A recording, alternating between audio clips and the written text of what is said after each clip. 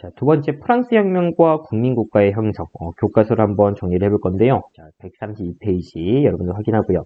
자, 본문을 한번 살펴볼게요. 자, 프랑스 혁명이 일어나다. 자, 첫 번째 줄에 보면 자, 프랑스 혁명 이전의 전제 정치와 신분제를 일단 구제도라고 얘기하는데 그 구제도의 모순으로 이제 프랑스 혁명이 일어났다라고 하는 건데요.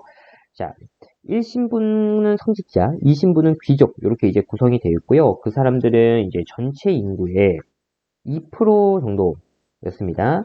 근데 이제 국토의 절반가량을 이제 소유했고요. 또 세금을 내지 않는 특권을 가지고 있었습니다. 나머지 국민들이 이제 제3신분, 인데, 자, 토지세, 인도세 등 여러 이제 세금을 냈고요. 대신에 이제 정치에는 참여하지 못하는 그런 이제 상황이었다라는 겁니다.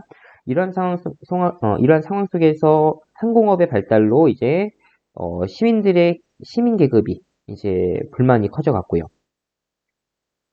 이러한 구제도의 모습을 비판하기 시작합니다. 그러니까 상공업 활동을 통해서 돈을 많이 번 사람들이 이제 등장을 하게 되는 겁니다. 그 사람들이 이제 돈 많으니까 먹고 살 걱정 없으니까 이렇게 이제 정치에서 우리도 참여하게 해달라 조금씩 이제 이야기하는 거고요. 그다음에 이제 계몽사상 미국혁명의 영향을 이제 받았다라는 거예요. 자, 왼쪽에 이제 18세기 프랑스의 신분구조 이렇게 나와 있죠? 요거 여러분 참고로 이제 보고요.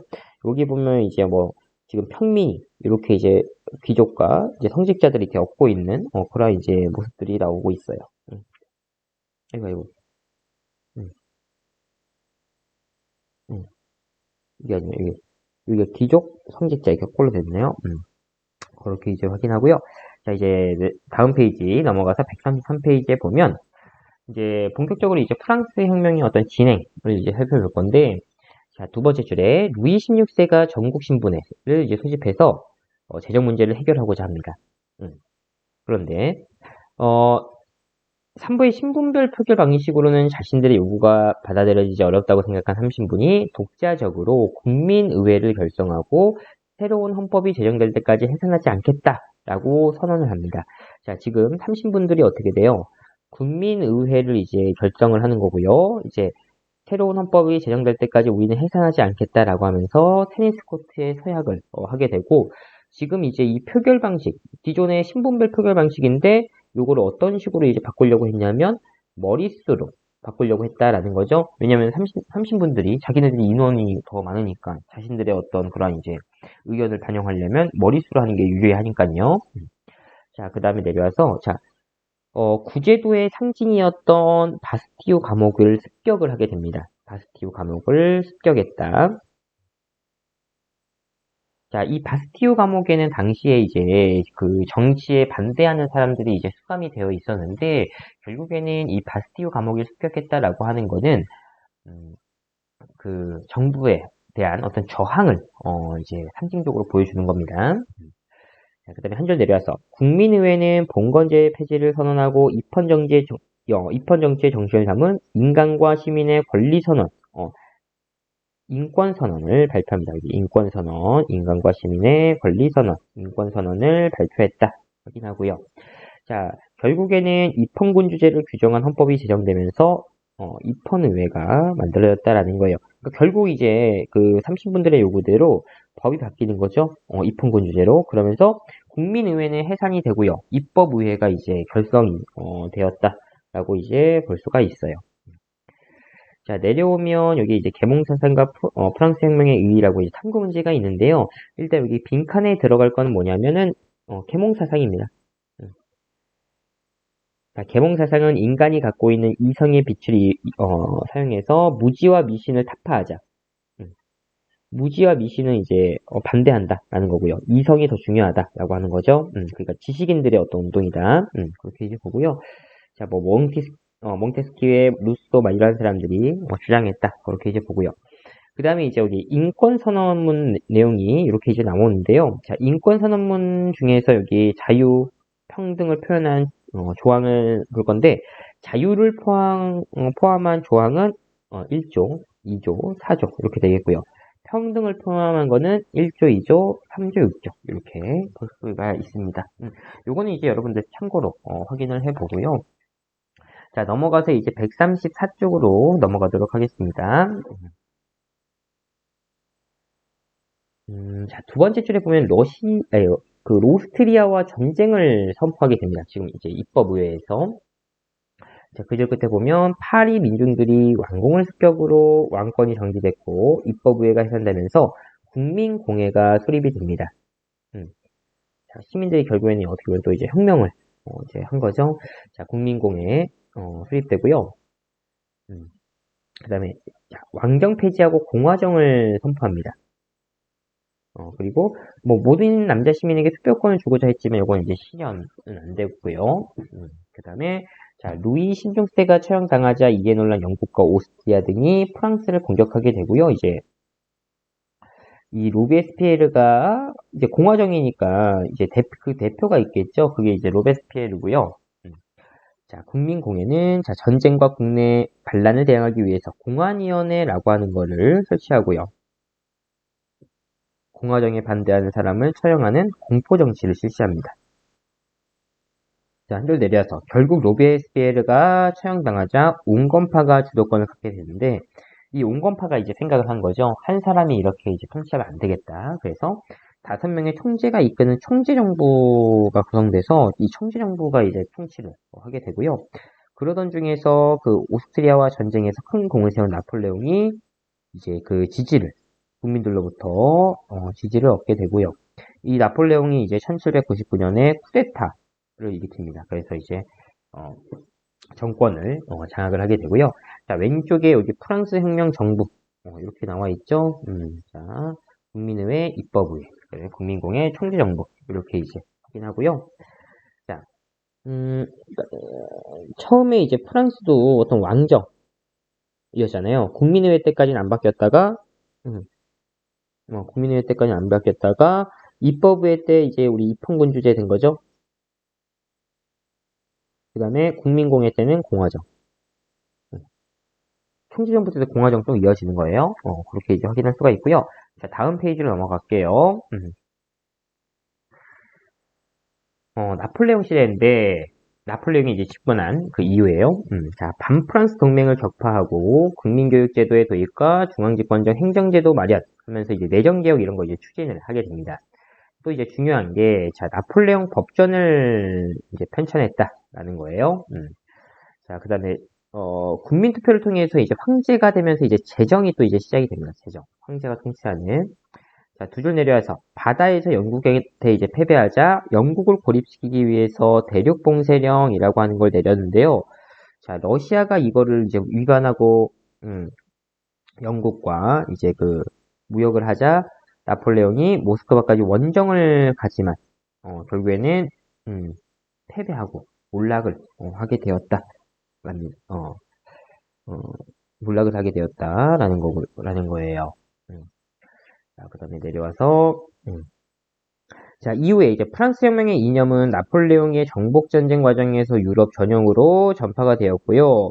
유럽의 그 자유주의, 민족주의 운동을 축제했다라는 거예요. 자유주의, 민족주의. 자, 그렇게 이제 확인하겠습니다. 자, 다음 페이지로 이제 넘어가면, 이제 그 이후에요. 자, 프랑스 혁명 이후에 이제 나폴레옹 끝나고 나서, 몰락하고 나서, 영국, 러시아, 오스트리아 등 유럽 지도자들은 유럽의 정치 상황을 프랑스 혁명 이전으로 되돌리려고 합니다. 당시 오스트리아 재상인 메테르니히라는 사람이 이제 주도를 했고요. 이러한 이제 복고주의를 빈체제 이렇게 이제 부릅니다. 그러니까 왕정으로 되돌아가자라고 하는 거예요.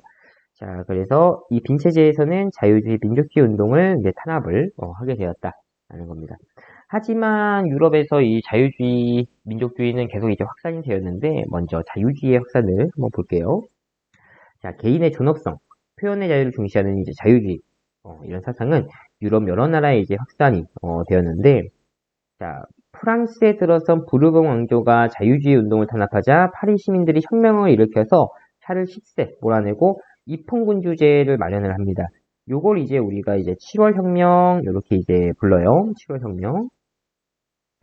자, 이후에 이제 상황을 보면, 자, 프랑스가 재산 소유 정도에 따라서 선거권을 이제 제한을 하게 됩니다.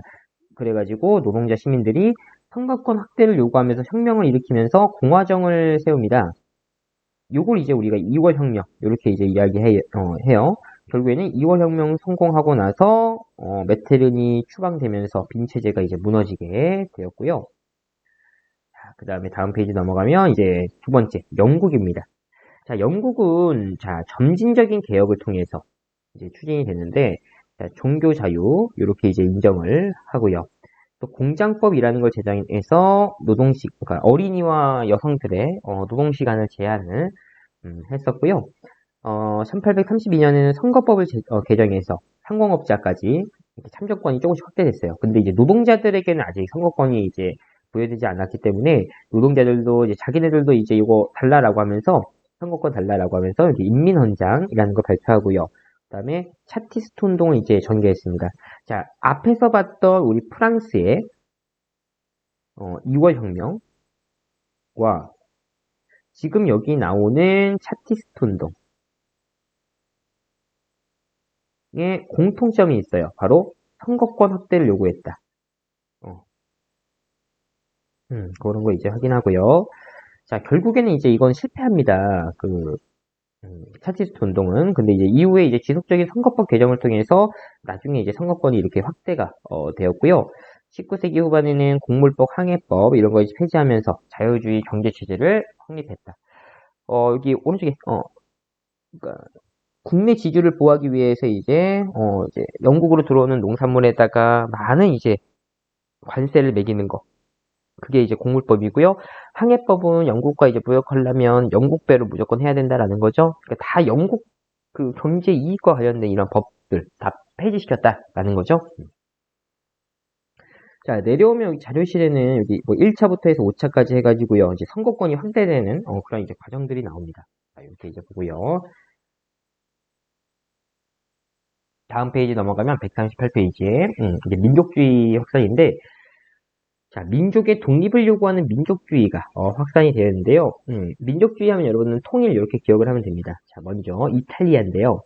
이탈리아는 지금 이제 19세기 초까지 분리가 되어 있었는데 2월 혁명 이후에 이제 그 사르데냐 제상 카보우르라고 하는 사람이 산업 육성하고 군대 개편하면서 국력을 기르고요. 밖으로는 프랑스의 지원을 받아서 이 오스트리아와의 전쟁을 성공해가지고 이겨가지고 중부와 북부를 이제 통합을 시키고요. 그 다음에 시칠리아, 나폴리 왕국을 점령했던 이 가리발디라고 하는 사람이 여기를 이제 남부를 통일한 거예요. 그 다음에 이 사르데냐 왕에게 이제 이걸 바치면서 이탈리아가 이제 통일을 하게 되고요. 독일 같은 경우에는 여기 프로이센을 중심으로 해서 관세 동맹이 일단 결성이 되었고요. 이거는 이제 결국에는 경제적 통일 뭐 이렇게 볼 수가 있고요. 그 다음에 프로이센의 수장 비스마르크가 철혈 정책이라고 하는 걸 내세웁니다. 철은 무기고요. 혈은 이제 군인들이요. 그러니까 무기를 통해, 그러니까 전쟁을 통해서 무기 들고 전쟁 통해서 이제 통일하자라고 하는 거죠. 자, 오스트리아를 결국 물리쳐가지고 북부 통일한 다음에 프랑스와 승리해서 이제 전체 통일했다. 이렇게 이제 볼 수가 있습니다. 자, 그렇게 이제 보고요. 자, 이제 다음 페이지 넘어갈게요. 자, 139페이지는 이제 유럽의 문화인데요. 자, 퀴리 부분은 라듐 발견하고요. 멘트케는 X선 발견하고요. 그 다음에 다윈은 진화론, 멘델은 유전법칙 이야기했다라는 거고, 특히 다윈은 종의기원에서 이제 그 적자 생존의 진화를 주장하면서 사회 진화론 이렇게 이제 연결이 되었다라고 이제 볼 수가 있고요. 자, 19세기 초반 유럽에서는 계몽사상에 대한 비판이 일어나게 되면서 인간의 감정과 상상력을 중시하는 낭만주의라는 게 등장을 합니다. 계몽사상을 비판하게 되면서 또 현실을 있는 그대로 묘사하려는 사실주의 자연주의가 또 나타나고요. 미술에서는 인상파라고 하는 사람이 등장하는데 자, 여기 19세기 과학이 발달해서 여러분들 여기 다윈의 진화론을 한번 우리가 같이 한번 살펴볼게요. 자, 종의 기원이라고 하는 걸 이제 발표를 했는데 자, 당시 이제 창조론을 믿는 종교계로부터 비판을 받았었고요. 자, 우수한 사회가 열등한 사회를 지배하는 것은 당연하다라고 하는 사회 진화론으로 이제 발전해서 제국주의 열강의 이론적인 토대가 됩니다. 이렇게 이제 보고 렌트켄의 X선, 그 다음에 이제 에디슨 전구 만든 거 이렇게 나오고요. 자, 넘어가서 이제 19세기 낭만주의를 한번 살펴볼게요. 자, 낭만주의라는 거는 19세기 초에 계몽사상에 대한 반발로 등장을 했고요. 이성에 반대하고, 자, 신앙, 정서, 전통 가치를 옹호했다. 계몽사상이 종교를 미신으로 간주한 것에 반해서 낭만주의는 신앙에 대해서 이제 뭐라고 얘기하냐면, 자, 모든 사람이 음, 추구해야 할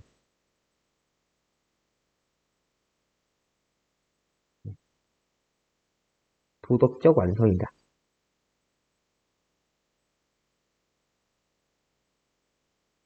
음, 모든 사람이 추구해야 할 도덕적인 완성이다라고 이제 보았습니다. 신앙에 대해서 여기 이제 빈칸에 들어갈게 이렇게 되고요. 그 다음에 이제 계몽 사상에서는 이제 중세를 암흑 시대로 봤다면 낭만주의자들은 중세로 복귀해야 된다. 이렇게 이제 이야기했습니다. 그렇게 이제 보고 자 문제 2번에 낭만주의가 중요시한 거 동그라미 해보래요. 뭐 감성, 상상력, 중세 이런 거 이제 강조를 했던 거죠. 자 이제 문제를 한번 풀어볼게요. 밑으로 내려와서 자 국민공의 시기에 자 공포 정치 실시한 사람은 로베스피에르. 자, 시칠리아와 나폴리 왕국을 점령한 사람은 가리발디죠. 자, 사대장 왕에게 왕국 바치면서 이탈리아 통일 이루었다. 그냥 경제 과정입니다.